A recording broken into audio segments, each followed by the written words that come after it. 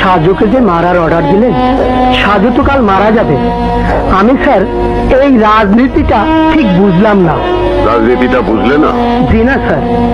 না বোঝার কারণ? স্যার, সাজু আমাদের দলের লোক এবং একজন ভালো লোক।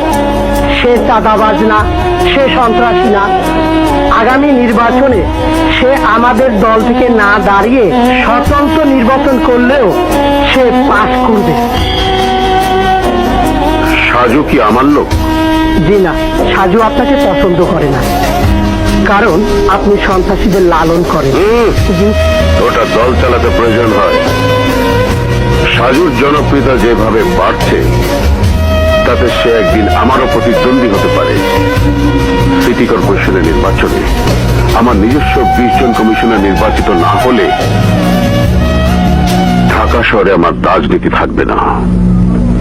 সাজুকে খুন করা বাবদ ওই ভোম্বা জাহিদ দেবে 20 লাখ টাকা। স্যার, জাহিদ কেন টাকা দেবে? কারণ সে সাজু সিটি কমিশনার হতে চায়।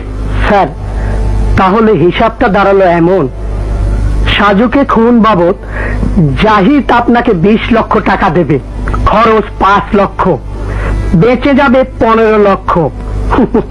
মানুষ খুন করিও আপনাদের লাভ। এটাও আপনাদের রাজনীতির একটা ভালো ব্যবসা। স্টপ!